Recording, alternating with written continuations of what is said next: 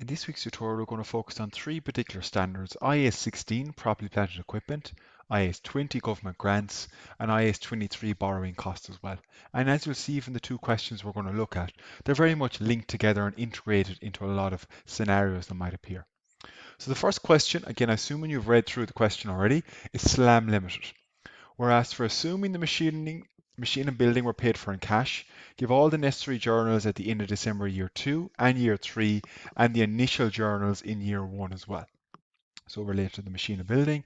And then requirement 2, provide the additional journal entry that would be necessary if the company had a policy of transferring excess depreciation on revalued assets from their evaluation surplus to retained earnings. So remember, that's a choice under IAS 16. You can transfer the excess if you wish, but you don't have to. So if we come back up here, we're told SLAM Limited commenced trading on the 1st of January, year 1, and has two current non-current assets, the machine and the building, which they were talking about in requirement 1. So let's have a look at machine 1 then, and we'll just open up Excel as well, and we'll put that to one side, and we'll put this to the other side. So we're told here, machine 1, list price of 50,000, received a trade discount of purchase price of 5%. Now the first thing to note when we're dealing with year 1 for the machine, so we'll put the machine first, and we'll do year 1. The cost here is what we're going to include. The price, the list price, that is 50,000, straight in question. You always take off the trade discount. Trade discount is always netted off, which is 5%. So you're essentially looking at the 47,500 is the correct starting figure here. So let's go on then. We're looking at training a new staff of how to use machine 500. Now that's a bit of a tricky one here. It's a bit subjective in terms of, is this an allowable cost to be capitalized and getting the asset to its place of use? I would argue it's not. Now there is a subjective. You could argue, well, maybe it's vital in terms of using the machine. We're going to leave it as an expense. It's not allowed to be capitalized. But if you articulated on the day of the exam and you said based on the IAS 16 criteria, it was allowed, and you articulated why, those ones that are kind of a more grey area, then you'll get your marks as well. So that's a trickier one. We'd accept it either way there because it's a bit of a grey area around the IAS 16 rules. Wages paid to staff for putting the machine together, that's of course going to be allowed because you have to put the machine together to use it. 3,000, which is allowed to be capitalized. So I said if you put in the training, 500 debit asset, it's fine, but we're going to debit the P&L because technically a lot of the time training is not allowed. It's seen as a more day-to-day expense. But I appreciate in certain circumstances you could argue it could be capitalized. So in that regard, the asset to be capitalized, debit the asset cost, we'll say debit machinery cost. You're going to debit the SOPL and you're going to credit bank. So debit the machinery cost, 50,500. Debit the SOPL, 500. Credit bank, 51,000. Because of course you're paying all of that out. Now you can say bank or cash is fine. It says paid in cash. You're not going to lose marks there. So that's your first key approach, is the initial entry in year 1. That's what they've asked you for. So after that, then we need to figure out, well, what happens subsequently? Well, you're told then they received a government grant on the 1st of July in year 1 as well, towards the cost of the machine. Condition attaching was that the company will not sell the machine for 3 years. And we're told down here, you're given the question, government grants are recognized using the deferred income. So when you get the grant in, it's going to be debit bank, credit deferred income. So in this case here, it's going to be 20,000 and credit deferred income, 20,000. Now, in the first year, even though you received it in July, you match it to the use of the asset. So in this case here, the depreciation is recognized at 20% using the reducing balance method. So what you're going to do is the reducing balance method for the government grant as well. You're going to debit deferred income. You're going to credit SOPL. You might call it other income, or you can net it off against the depreciation expense. It's going to be 20%. 4,000 in the first year. Debit deferred income and credit the SOPL. All right, so we do the full year, even though you got the grant in July, it's related to the asset that has been there since January. So you include that. So at end of year 1, deferred income equals, in this case, 16,000. Of that, current liability will be 16,000 times 20%. Non-current liability is the difference, 16,000 minus the 3,2. That's coming from 20%. Because remember, if the asset is being used or depreciated on a reducing balance basis, then you match that with the deferred income as well. You release that on a reducing balance basis. So at the end of year one, deferred income is 16,000. 20 minus the 4 you've released, which is the 20%. Next year, another 20% will be released, which is 3,2. And then the following years, you'll have your 12,8 to be released. Right, so that was year one. So I know they didn't ask us for all of year one, but it's no harm for completeness. Year two then, sorry, we missed out on one thing I should go back to. You said Slam took out a short-term loan on the 1st of January to fund the purchase before it received the grant. It repaid the loan on the 1st of July. It incurred 1,000 interest during the period. So it would have been debit bank, credit loan, 20,000. Be careful here now, it's debit SOPL, finance costs, 1,000, credit bank, 1,000. So here under IAS 23, this is too short of a period to qualify. So it has to be a substantial period of time, right? 6 months is not a substantial period of time under IAS 23. So even though the loan was related to the purchase of an asset, it's too short term. It doesn't qualify under the IAS 23 criteria. And that's the things we're looking for students to write in the exam. Show your technical knowledge, reference the relevant standards, and then put it through. And then you will credit bank, debit loan in the 1st of July, the opposite entry, 20,000. So just showing you blow by blow what they are. That's the drawdown of the loan. That's the repayment. So I'll just put there repayment of loan, just so people might get confused again. And then here, drawdown of loan in January. Just so people can follow it if you go back and look at this. So we've dealt with that. That covers IAS 23 and it's finished with. We'll finish off then the machine for year 2 and year 3. In year 2, depreciation, be careful, will be 20% of the cost, 50,500, and where we actually didn't charge depreciation, apologies, I got ahead of myself. Year 1 depreciation will be 20% of 50,500, which is 10.1. So debit depreciation in the SOPL, credit accumulated depreciation. 10,100, 10,100, which is 1/5 of 50,500. So that means the net book value at year 1 end is going to be 50,500 minus 10.1. So you're left with 40,400. So again, some of these are not necessarily required based on the wording, but you will need to know the net book value for year 2 and year 3 anyway, so it's no harm to put it in for completeness. In year 2 then, your depreciation is going to be 20% of 44, because remember it's reducing balance, which is 8080. So the net book value at year 2, at the end, 4400 minus 8080. So remember what a reducing balance does, it reduces it down each period. So the debits and credits there, debit, I'll just copy it down here, debit depreciation expense, credit accumulated depreciation. And it's lower than the previous one because of course it's reducing balance.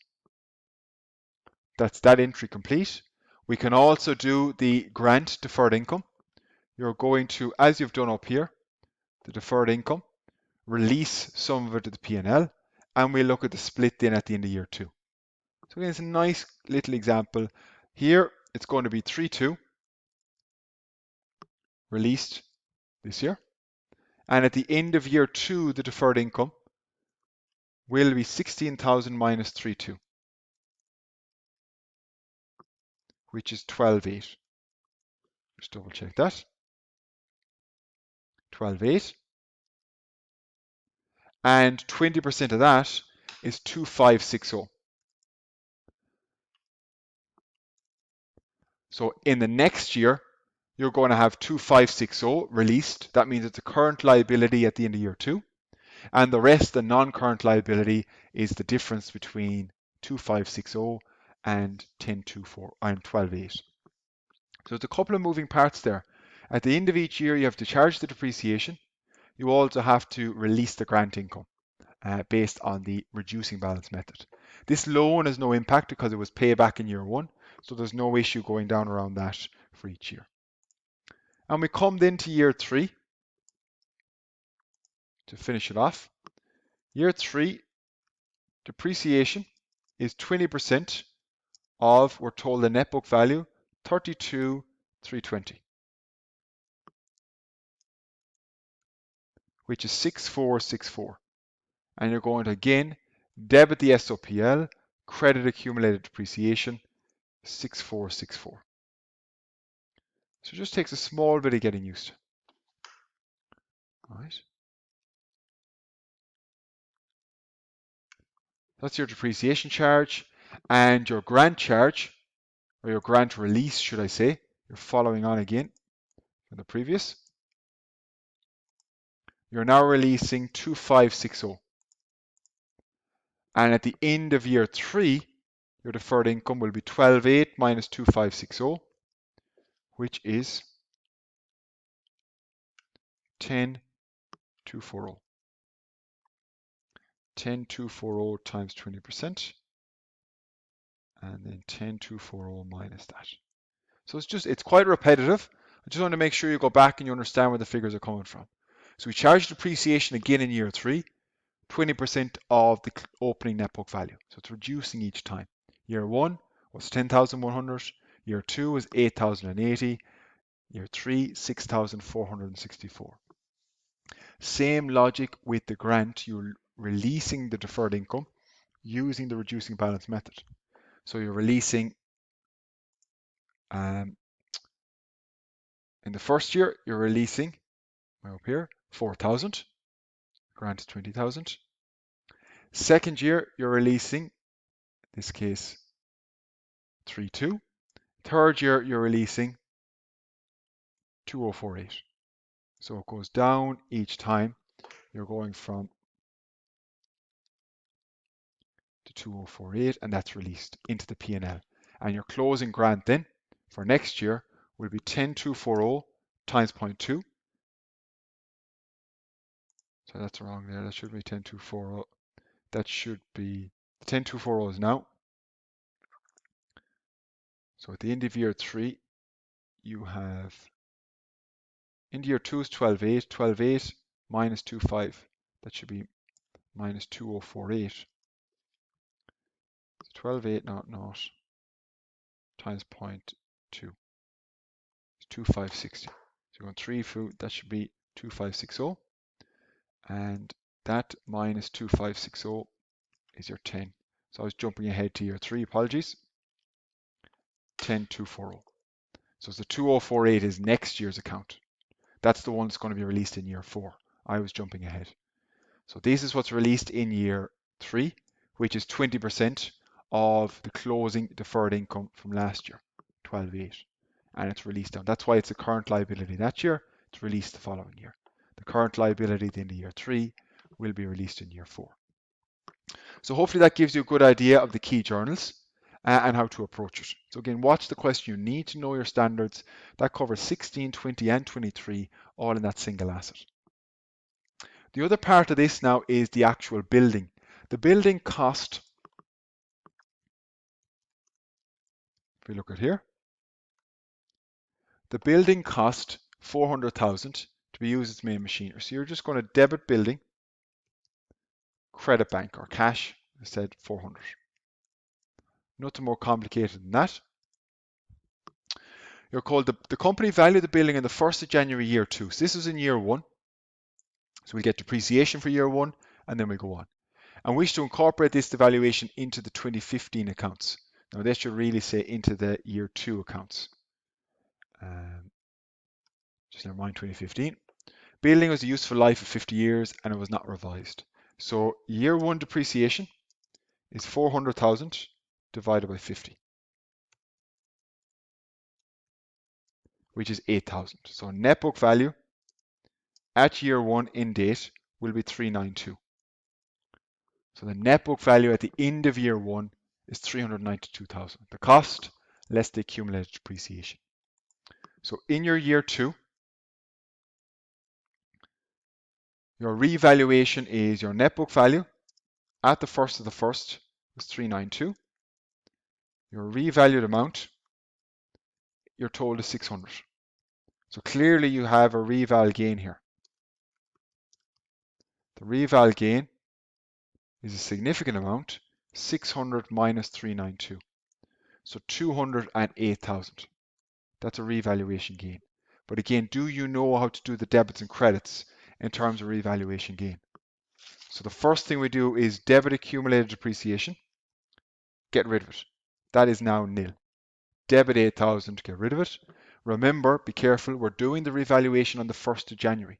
So there'll only be 1 year's depreciation in accumulated depreciation. If we're doing it at the end of December, year 2, then you charge depreciation first.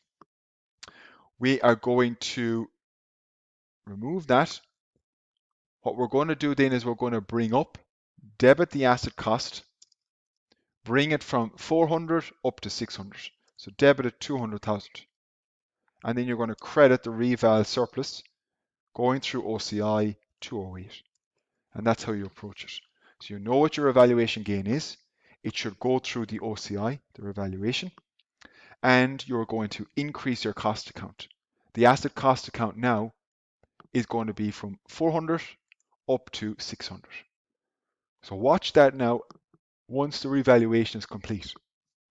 When the revaluation is over, our accumulated depreciation is nil. It's wiped out. Our asset cost account is now the revalued amount. And that's always what you're looking for. You want the asset cost to be the revalued amount, and you want accumulated depreciation to be nil. So depreciation for year 2 then will be 600,000, be careful, divided by 49. The reason I'm dividing by 49 is we'll say 12,245. The logic of this is you're told the useful life was not revised. So if it's 50 years in year 1, 1 year's depreciation the first year, then you have 49 years left. So it'll be debit SOPL depreciation, credit accumulated depreciation, 12,245. And that will be the same in year 2 as well. So year 3. Year 3 has the exact same depreciation charge because it's straight line. And you're not told there's any revaluation in year 3. So they're the same entries for both years. Right, so that's a tricky one, making sure you go back to your basics of AF1 in terms of how to do revaluation journal entries and how to make sure you understand the key calculations. That's where sometimes students often go wrong. The revaluation here took place on the 1st of January. That meant we're looking at the net book value at that date. The other last question asked you, provide the additional journal entry that would be necessary in year 2 if the company had a policy of transferring excess depreciation. Now, what this means, and we'll look at this requirement too, is essentially you're going to debit the reval surplus, credit retained earnings. That's all it is. And the difference is there 2245. Just double check that difference if we go back up. So it's 4245. Apologies, 4245. There's 2 ways of getting that difference. You compare the old depreciation to the new depreciation is one way. 8,000 compared to 12,245. So the additional depreciation there is 4245. Or you can say the revaluation gain 208,000 divided by 49. And that should hopefully get you the same figure, 4245, allowing for rounding. So essentially the logic of that IAS 16 requirement says, when you revalue, you're going to have a higher depreciation figure, which is a bit unfair because nothing else has changed.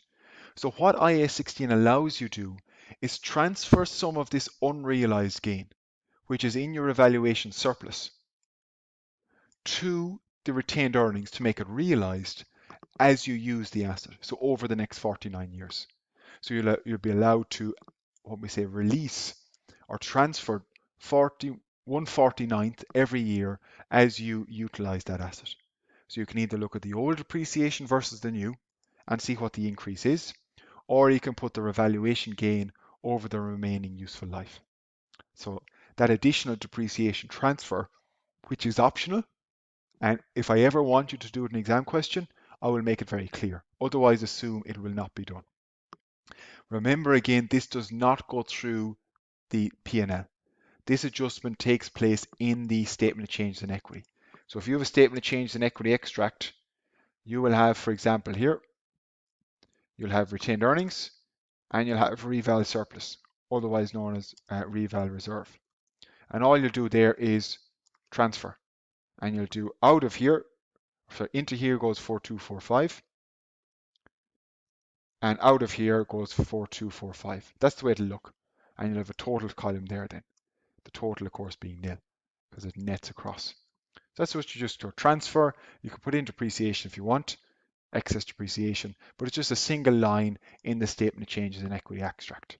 So just watch for that when you are going through it, so you understand where it might appear if I have to bring it into a larger IAS 1 question. Okay, so that looked at requirement or question 1, and we'll just save this to make sure everyone will see it if they upload it on loop. Question 1, and that was requirement 1. So that looked at IAS 16, it looked at IAS 20, and it looked at IAS 23. Three of the key standards we're looking at today. So what I want you to do now is have a quick look at requirement 2, which again is looking at a core anchor of IAS 16. There's no question on any exam paper in AC 220 that won't have some element of IAS 16 included. So it is a key standard you need to know. We're going to look at now a question or a company called Darjo Limited. Okay, so for part A here, it's a question called Darjo. What we're looking at is there's a number of different transactions going on for the year 2015, and you're asked to prepare the necessary journal entries. So we'll talk down through each of them. Again, I'm assuming you've made an attempt at this, so we can go through it at a decent pace. But certainly, if not, please pause it and try and make an attempt before you walk through it. So number 1, you're told the carrying value of premises at the 1st of January 15 was 24, and on that date the cost amounted to 36. Well, that means we can actually figure out what accumulated depreciation is. So there's no real journal entry required in note 1. It's just giving us information that cost is 36, accumulated depreciation must be 1220, because that will give you a carrying value, otherwise known as a net book value of 24. So no real journal entries in that first one. So the company purchased the premises on the 1st of March, so you're going to debit PP cost, and you're going to credit bank. Be careful here at 450. You always initially recognize the asset at cost. Doesn't matter what the market value is, that'll be at the end of the year, we deal with that, fair value it.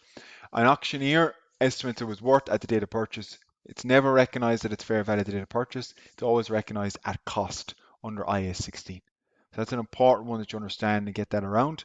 That you'll say the 500 is there to test you. The rule in IAS 16 is initially measure a cost. Diageo sold the premises for 800,000 at the end of the year and received a payment by check 2 days later after the year end. The cost of this, so we'll deal with the disposal here. The cost when it was acquired was 1.4 million, and accumulated depreciation. Well, this is where we have to be careful. Well, that was back in 2001, and you're told the depreciation policy here is depreciation from the date of purchase to the date of sale, 2% straight line.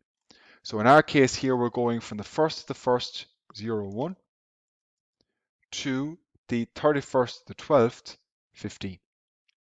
So you're going from 2001, 2, 3, 4, 5, 6, 7, 8, 9, 10, 11, 12, 13, 14, 15. So you're going for 15 years in total.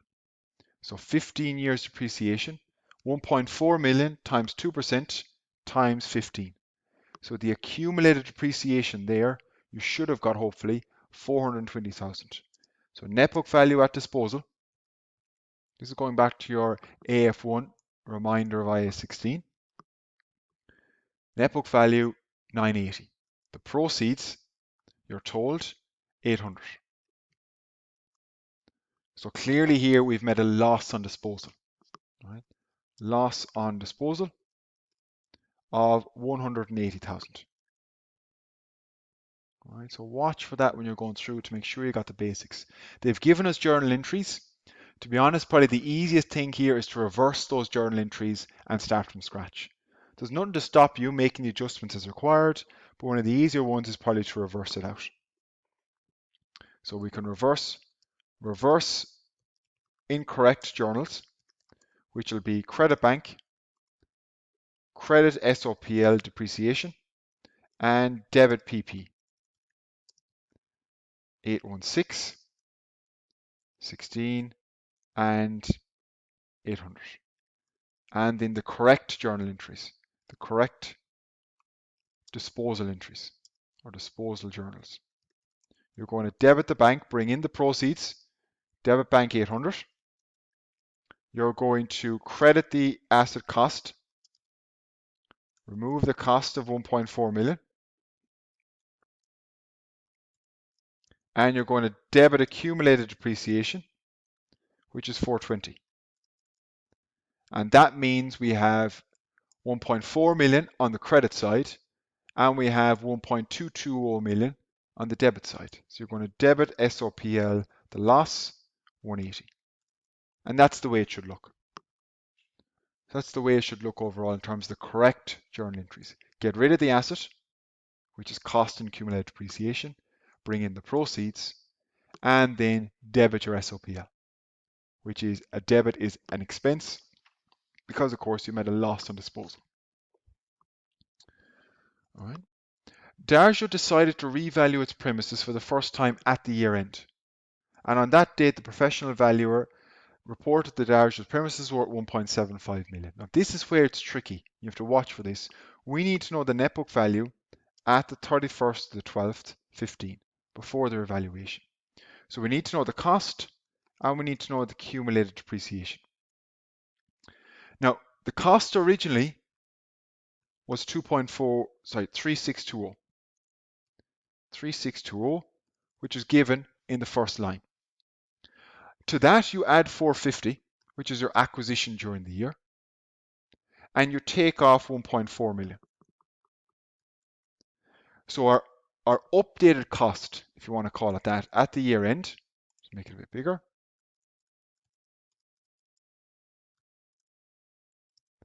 is 2.67 million. That's your updated cost at the end of the year.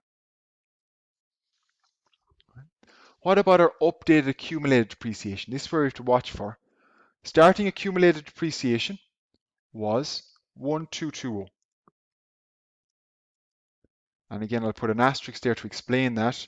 The 1220 comes from the opening cost minus the opening net book value. The difference there must be the opening accumulated depreciation. And we calculated that at the start.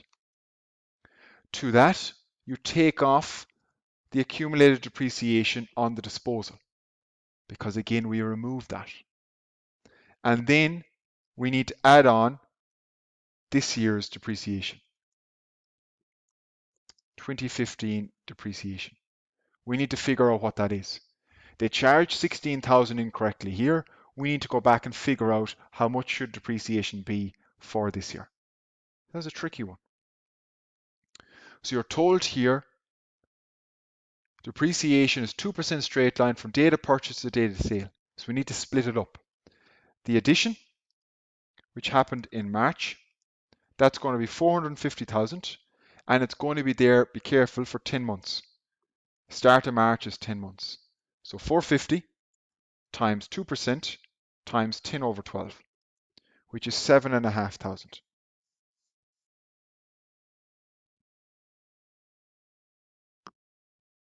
That's your addition.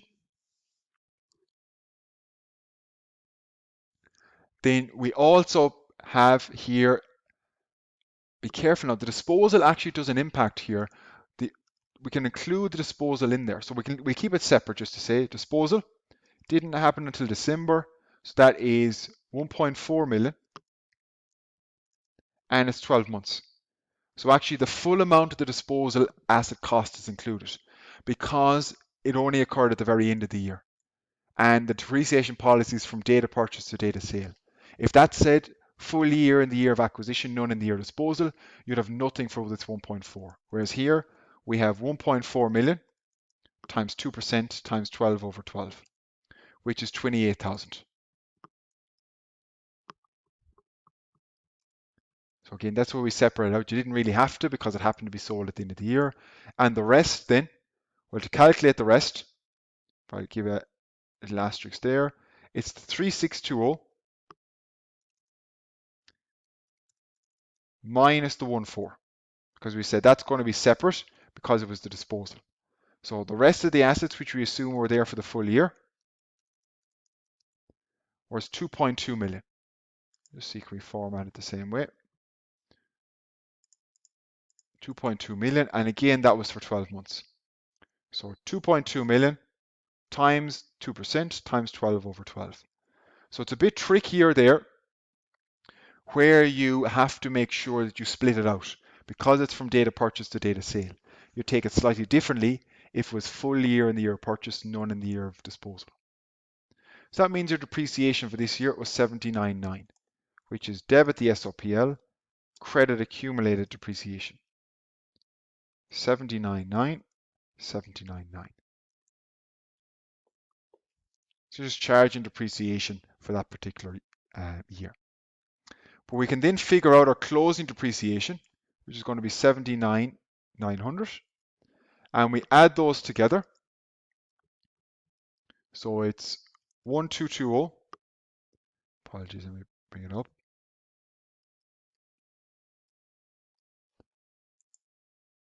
Equals 1220 minus 420 plus 79,900. So your closing accumulated depreciation at the end of the year was 87,900.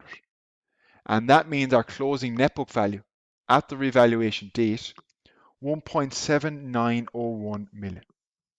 Right, that's an important one. See, that was tricky now. There was a lot of moving parts there to deal with the acquisition, deal with the disposal. Very good practice in terms of IAS 16. So if we bring that down, we're saying net book value at reval date is 1,790,100. Reval amount, you're told, is 1,750. So that means you have a reval loss. We're assuming this is the first time revaluation, because you're told here. So there's nothing in the reval reserve before. Think about reversing it. The loss there, let's be careful, is 40,100. That's your revaluation loss. And again, what's your debits and credits? As we've done in the previous question, you debit accumulated depreciation to clear it out. Accumulated depreciation is 879,900. In this case, you will adjust the cost account. We want to bring the asset cost from 2670 to 1750. So you're going to credit asset cost, the difference. 2670 minus 1750. So you want to bring it down by 920. So we'll just say here, this is now nil because you're clearing out your accumulated depreciation. This is now 1750, which is what you want. And the difference then, debit SOPL loss, the difference hopefully is your 40,100. So that's the approach you always take with IAS 16 revaluations. Clear out accumulated depreciation, bring the asset cost account to the revalued amount. That might bring it up or it might bring it down. Depends on the question. And that means you have the loss then, which matches what your calculation was. That's why I always do both. Do a calculation, but also do it then debits and credits, because you can be asked both in an exam scenario. So that was quite a tricky question, part A, looking at IAS 16, particularly around acquisitions, disposals, depreciation, and of course revaluations. The other part of this question, part B for Darjo again, is looking at IAS 23. Let's have a look at it. So you're asked here, show the required journal entry to reflect the appropriate accounting treatment for Darjo at the end of 2018. So just tidy this up. So in order to fund the construction of a new head office, Darjo obtained a loan of 5 million 1st of January, 8% interest, and the interest was paid on 31st of December. 1st January, it became apparent the loan proceeds would not be required immediately, and the 5 million was transferred on deposit for 2 months from the 1st of February to the 31st of March, and they earn interest over that period. Construction started on the 1st of February, but because of weather, it was halted or suspended for 2 months during the summer. And at the year end, Darjo spent all the 5 million loan proceeds into construction, and it was expected to be ready for use in early 2019. Right, so the key thing here is around IAS 23. What is allowed to be capitalized, what isn't, and what are the rules that have to be applied. So we're going from, the loan is going from the 1st of the 1st 18 to the 31st of 12th 18. So the interest, that's going to be 5 million times 8%. So the overall interest is 5 million, which is 400,000. So they're going to be paying 400,000 regardless. The key thing we have to figure out now is, when are you allowed to capitalize it from, right? January 2018 expense, not allowed under IAS 23, right? Construction has not begun. So because the construction has not begun, it's not allowed.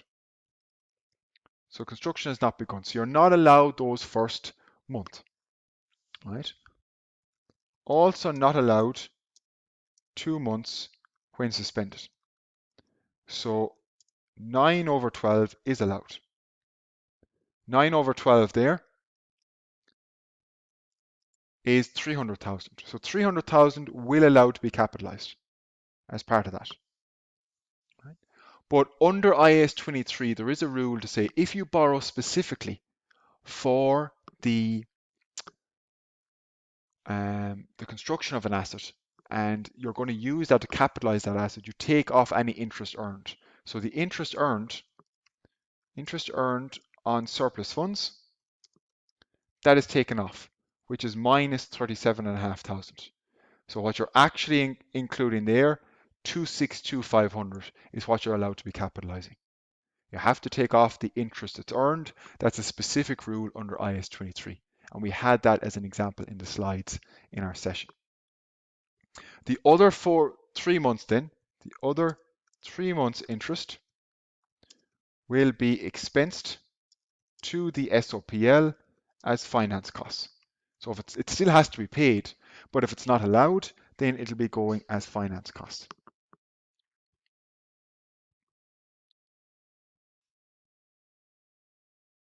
Okay, so let's have a look here and let's calculate and do our debits and credits in particular.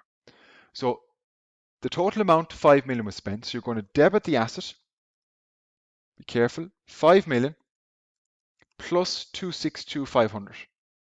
So it's how much you spent on the asset itself, because you're told it's all spent by the end of the year, plus any interest that's allowed to be capitalized, netting off the interest that's earned.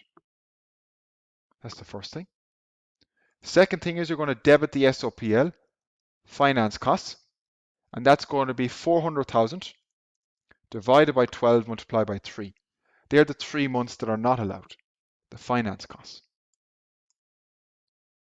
Right. You're then going to credit the loan. You have a loan liability. You're going to credit the loan here, 5 million. Because what we're told is, you obtained a loan. The loan has annual interest payments. There's no talk about a repayment of the loan. So we're assuming the 5 million is still outstanding at the year end. You spent that on the asset.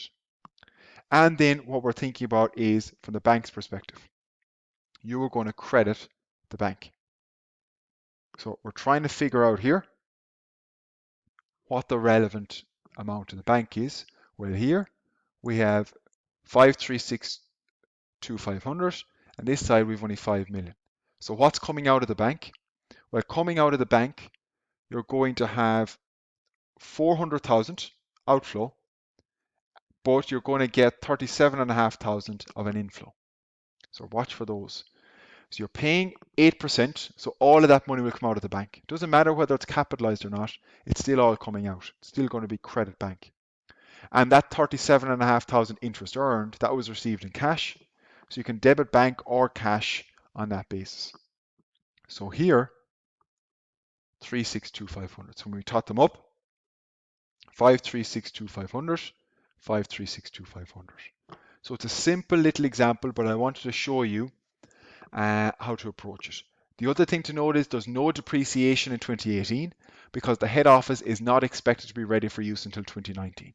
You only depreciate an asset under IAS 16 when it's ready for use. So it's not ready for use yet, therefore it's still an asset under construction, and thus it won't be depreciated yet. It'll be just left at 526,500. Okay, so that was a nice little good example, Darjo, in terms of basic IAS 16, but also a good focus on IAS 23 as well. Alright, so that finishes this week's tutorial. We looked at IAS 16, IAS 20, and IAS 23.